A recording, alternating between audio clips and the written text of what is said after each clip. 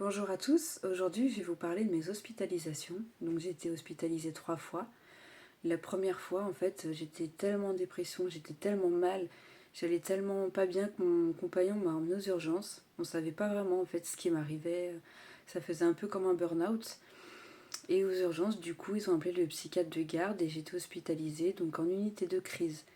C'est-à-dire que c'est pas vraiment un hôpital psychiatrique, c'est dans une petite unité. Voilà, très très calme, avec des infirmiers du coup qui s'occupent de nous. On a des psychiatres, mais on les voit pas tous les jours. Et c'est des hospitalisations sur le court terme. Donc moi, suite à mes rendez-vous post-hospitalisation, donc on a un rendez-vous une fois par semaine pendant 3 semaines à notre sortie.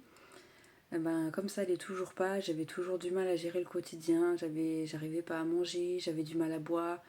J'ai été re-hospitalisée encore 2 fois d'affilée avant d'être diagnostiquée bipolaire et d'avoir un traitement efficace.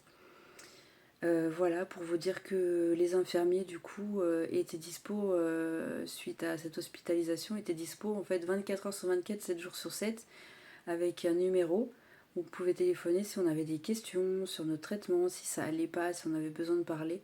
Donc ça a été vraiment une béquille pour moi incroyable.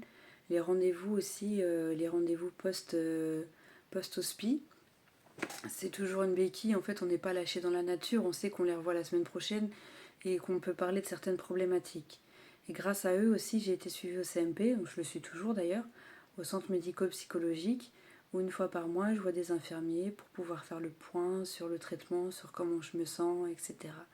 Et ça, c'est vraiment une béquille en or pour moi. Et je vois mon psychiatre libéral aussi une fois par mois. Donc voilà pour la petite histoire de mes hospitalisations. Si vous avez des questions, n'hésitez pas à les noter en commentaire et puis je vous souhaite une bonne journée.